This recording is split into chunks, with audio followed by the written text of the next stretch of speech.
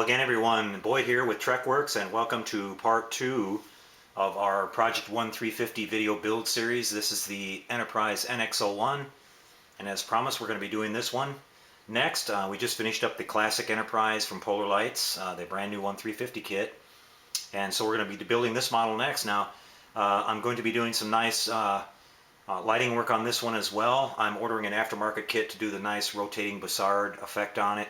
In fact, I'm looking around for a kit for that right now. If you guys have any suggestions or have seen something out there, drop me a line in the comments section of this video. I'd appreciate it. I've also already ordered the A Creation decal set for the Aztecs and the markings and Enterprise name and all that. So this one's going to be pretty fun. This kit's got over 200 parts to it, so it's very detailed. It's been out there for a few years. I've been doing a little bit of research on it, and there's some problems here and there that have been noted as far as the engine nacelle sagging and things like that, so I may have to do some extra work to get that to look right, but we'll see what we get into. What I'm going to do next is set up the camera on a different angle here, and we'll come back and take a look at what we get inside the box. Alrighty then, so let's take a look under the lid of this and see what we get.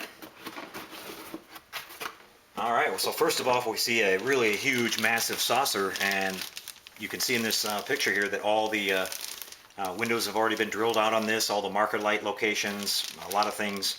There are a few little extra lighting areas that need to be drilled out here and there, but we're off to a pretty good start, and this thing's got some really nice crisp detail lines on it for the panels and things like that, the docking ports and some other areas, so this is going to be really nice. And here we have the bottom side of the saucer, and it's just as detailed, just as nicely as the upper half. Really beautiful grid lines and nice panel markings everywhere, and they've done a really nice job on this. I don't see any blemishes or anything in the plastic. This looks really good, and we've got our mounting pegs and things on the back side here for holding this thing together.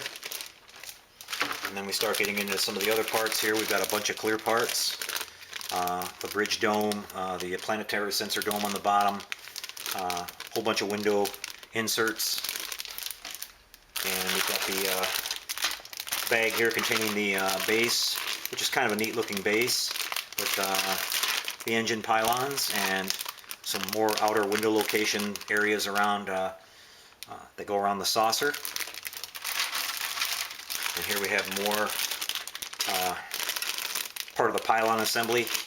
I'm not sure what this area here is in the back, but it looks like an impulse crystal similar to on the a shrunk down version of what you see on the refit. So there's some elements of the original Enterprise and some elements of the newer ships in this model and the design of it. There we have the flux chiller grills and the Bussards. Now they give you these nice little clear inserts, so I guess you're supposed to put some LEDs in there for the rotating effect, but I think there's some aftermarket kits out there. Again, I'm kind of looking around to see what's available for that. Here we have a whole bunches and bunches and bunches of window inserts. So this thing's going to have a lot of lights in it. And here we have some manifold assemblies and some other various detail parts. Some of these little light areas here that are mounted at the very front. And then we have our decal sheet, which that's pretty much all sealed up. I'm not going to open this for you. I'll show you what the A Creation set looks like once I get that in. That should be here in a couple of days. And then we've got the separate warp nacelle assemblies here. Now I have read on some of the various forums that these warp nacelles are supposed to be really bad as far as the fit, but just sitting in the bag right here, they look like they fit pretty darn nice to me. In fact, the seams are almost minimal on them. But I can see where when you sand them and fill them, you're going to have to be careful not to lose some detail, because there's some panel lines and things like that that are crossing over the seam areas, so we'll try to do a nice clean job on that. And then we have our instruction sheet with some paint specifications and some decal marking specifications on this, and some nice black and white photos of the finished model. And here we have our assembly procedure. It looks like you're starting out with the engine pylon assembly first, and then moving from there on to the saucer. So the assembly of this looks pretty straightforward. The parts count, when they say 200 parts, I think they're getting a lot of those parts just from these window inserts. It looks like there's quite a few of them. And so we're going to be doing a combination of fiber optic and individual LED lighting, and probably some of my Modeler's brand LED tape I've got some ultra smooth blue that I'm going to try out in the work nacelles, and then we're going to hopefully see how things work out as far as the kit that's available for the rotating Bussard effect. And I'm hoping to be able to find one that operates at 9 volts or thereabouts, because that's the voltage range that I like to operate my LED tape that I'm going to be using for some of the lighting. That seems to be a pretty good range for that to operate in.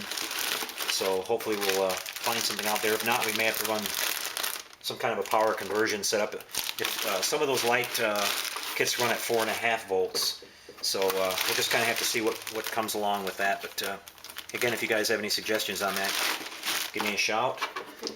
So there you go. Starting in the next couple of days, probably this weekend, I'll get started on this. The first thing I'll do is do all my light blocking on it, and get all the make sure we're not going to have any light bleed through, and then we'll start seeing how we'll test fit everything and start seeing how the parts are going to work. And I'm going to find out how these warp nacelles line up. If there's any sagging or anything, I may look at doing some kind of reinforcing in there, or maybe building some kind of little small armature, either out of wood or who knows what I'll use. But we don't want any engine sag or flopping going on, so we may have to work on that. But this is going to be a fun kit. I've never built one of these before, and I'm really looking forward to it. I think they look beautiful all finished up, and the A-Creation Aztec decals are just going to make this thing just gorgeous. So I hope you guys will tune in and check it out. I'm looking forward to it. And until we see you on the next video, everybody, happy modeling, and we'll see you in a few days. Take care, everybody.